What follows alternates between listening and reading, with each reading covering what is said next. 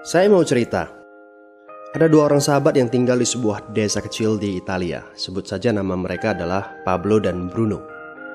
Mereka adalah anak muda yang memiliki impian yang tinggi. Mereka sering berkhayal bagaimana kalau suatu hari nanti mereka menjadi orang terkaya di desanya. Keduanya merupakan orang yang sangat ambisius. Yang mereka perlukan adalah sebuah kesempatan. Pada suatu hari, kesempatan itu pun datang. Kepala desa memutuskan untuk mempekerjakan kedua anak ini untuk membawa air dari sungai ke sebuah penampungan air di tengah desa. Keduanya masing-masing membawa 2 buah ember dan segera menuju ke sungai. Menjelang sore, keduanya telah mengisi penampungan air sampai penuh. Kepala desa menggaji mereka masing-masing berdasarkan jumlah ember air yang mereka bawa. Wow, Pablo dan Bruno senang sekali. Ini berarti impian mereka akan segera terkabul. Mereka sulit percaya jika mereka bisa mendapatkan rezeki sebanyak ini. Mereka bekerja lebih keras lagi setiap hari agar bisa mengangkut air lebih banyak. Namun, Pablo mulai merasakan ketidaknyamanan. Ia tidak yakin pekerjaan ini bakal buat impiannya terwujud. Punggungnya nyeri dan kedua telapak tangannya lecet-lecet. Kian hari, kian takut saat harus pergi bekerja. Ia pun mulai berpikir keras mencari akal bagaimana caranya membawa air dari sungai ke desanya. Pablo mendapatkan ide. Bruno, saya punya rencana. Daripada kita mondar-mandir bawa-bawa ember setiap hari, kenapa kita nggak sekalian aja buat sebuah saluran pipa dari sungai ke desa kita? Saluran pipa? Ide dari mana itu? Seru Bruno. Kita udah punya kerjaan yang bagus, Pablo. Saya bisa bawa 100 ember sehari. Saya akan jadi orang kaya. Di akhir minggu, saya bisa beli pakaian baru. Pada akhir bulan, saya bisa beli seekor sapi. Dan pada akhir tahun, saya bisa bangun sebuah gubuk baru. Nggak ada kerjaan sebagus ini di desa ini. Setiap minggu kita bisa liburan. Setiap akhir tahun, kita berhak cuti selama 2 minggu dengan gaji utuh. Kita akan punya hidup yang layak. Jadi buang jauh-jauhlah pikiran untuk bangun saluran pipa. Tapi Pablo tidak putus asa. Ia akhirnya memutuskan untuk bekerja paruh waktu. Ia tetap bekerja mengangkut ember-ember air. Separuh waktunya, serta di akhir pekan, dia luangkan waktu untuk bangun saluran pipanya. Hal itu tidak mudah. Penghasilannya otomatis menurun dan dibutuhkan waktu 1 hingga 2 tahun sebelum saluran pipanya bisa menghasilkan sesuatu yang berarti. Bruno dan orang-orang desa mulai mengejek Pablo. Dia menyebutnya Pablo si manusia saluran pipa. Bruno yang berpenghasilan hampir 2 kali lipat dari Pablo terus memamerkan barang-barang baru yang berhasil ia beli. Sapi, keledai, pakaian, sepatu baru, gubuk bertingkat 2. Bruno bisa makan mewah di kedai. Orang-orang di desa menyebutnya Tuan Bruno. Sementara Bruno berbaring santai di sore hari pada akhir pekan, Pablo terus saja menggali saluran pipanya. Pada bulan-bulan pertama, Pablo memang tidak bisa menunjukkan hasil dari usahanya. Pekerjaannya memang sangat berat, bahkan lebih berat daripada kerjaan Bruno. Karena Pablo juga harus bekerja pada malam hari. Demikian pula di akhir minggu. Tapi Pablo selalu mengingatkan pada diri sendiri bahwa impiannya dibangun berdasarkan pada perjuangan yang dilakukan hari ini. Dari hari ke hari, dia terus menggali, inci demi inci. Sedikit demi sedikit, lama-lama jadi bukit. Dari 1 inci kemudian menjadi 1 kaki. Kemudian jadi 10 kaki. Kemudian 20 kaki, 100 kaki, dan seterusnya. Bersakit-sakit dahulu, senang-senangnya kemudian. Demikian dia terus menyemangati dirinya sendiri. Sepulang kerja, tubuhnya lelah sekali. Fokus pada hasilnya. Kata-kata itu terus ia ulangi dalam hati setiap hari saat dia pergi tidur. Sementara dari bar di desa itu terdengar gelak tawa mengiringinya ke alam mimpi. Ayo, fokus pada hasil akhir. Hari berganti bulan, saluran pipanya sudah setengah jadi. Saat beristirahat, Pablo melihat dari jauh sahabatnya Bruno yang terus saja mengangkut ember-ember. Bahu Bruno tampak semakin lama semakin membungkuk. Dia menyeringai kesakitan.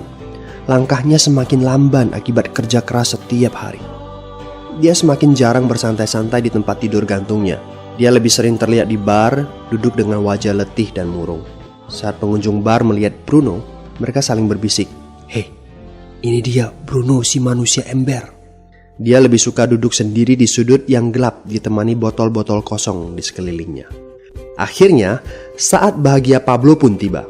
Saluran pipanya sudah rampung. Orang-orang desa berkumpul saat air mulai mengalir dari saluran pipanya menuju ke penampungan air di desa. Sekarang, desa ini sudah bisa mendapatkan pasokan air bersih secara tetap. Pablo tidak perlu lagi membawa ember. Artinya, airnya akan terus mengalir, baik dia sedang bekerja maupun tidak. Air itu mengalir saat dia makan, saat dia tidur. Air itu mengalir di akhir minggu ketika dia asyik bermain. Semakin banyak air yang mengalir ke desa itu, semakin banyak pula uang yang mengalir ke kantong Pablo. Apa moral dari cerita ini? Pertanyaan yang paling penting untuk kita renungkan adalah, siapakah Anda? Seorang pembawa ember atau seorang pembuat saluran pipa? Apakah Anda hanya mendapatkan penghasilan jika Anda datang ke tempat kerjaan, seperti Bruno pengangkut ember? Atau Anda termasuk orang yang bekerja hanya sekali saja, kemudian Anda dibayar terus-menerus, seperti Pablo pembuat saluran pipa? Jika Anda termasuk orang kebanyakan, itu berarti Anda bekerja dengan menggunakan pola pembawa ember. Anda membarterkan waktu untuk mendapatkan uang. Maksudnya, bekerja 1 jam dibayar per jam, bekerja 1 bulan dibayar per bulan, bekerja setahun dibayar per tahun. Masuk akal kan? Masalahnya, dengan sistem pembawa ember, masuknya uang akan berhenti saat kita berhenti bawa ember. Artinya pendapatan kita hanya sementara alias tidak langgeng.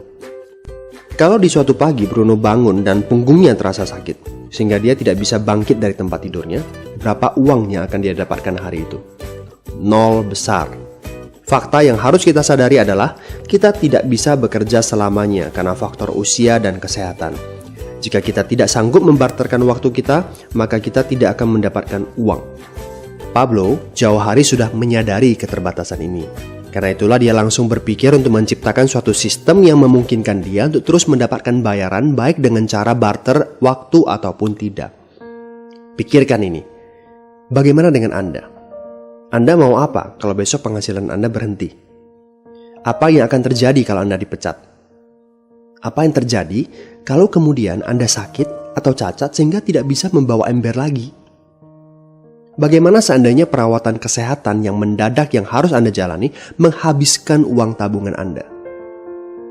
Apa yang terjadi bila uang tabungan Anda itu langsung menguap dalam semalam? Kalau penghasilan Anda berhenti besok, untuk berapa lama Anda bisa membayar hipotek Anda? Cicilan rumah, mobil Anda, ataupun untuk biaya sekolah anak-anak Anda?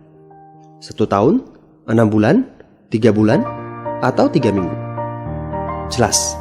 Apakah Anda bekerja sebagai penyapu jalan, bekerja di kantor, punya jabatan tinggi, atau memiliki toko, seorang profesional di bidang tertentu, tetap saja Anda membarterkan antara satuan waktu dengan satuan uang. Apakah dengan cara demikian Anda akan aman? Satu-satunya jalan untuk menciptakan keamanan yang sesungguhnya adalah seperti yang dilakukan oleh Pablo, yaitu membangun saluran pipa saat Anda masih bekerja sebagai pembawa ember. Dengan membangun sebuah saluran pipa, Anda cukup mengerjakan pekerjaan sekali saja, capeknya sekali saja, tetapi Anda akan dibayar terus-menerus. Saluran pipa ini akan memberikan Anda penghasilan walaupun Anda sedang tidur ataupun Anda sedang main. Penghasilan ini juga akan terus Anda peroleh setelah Anda pensiun, pada saat Anda sedang sakit ataupun cacat sehingga tidak bisa bekerja, dan juga dalam situasi darurat. Inilah yang disebut sebagai penghasilan pasif. Anda tahu, saat ini kami sedang membangun saluran pipa yang akan memberikan penghasilan pasif. Mau tahu caranya? Hubungi teman yang meminta Anda untuk menonton video ini. Dia punya akses untuk informasi yang Anda butuhkan. Mintalah video lanjutannya, atau jika memungkinkan, bertemu langsung dengan teman Anda.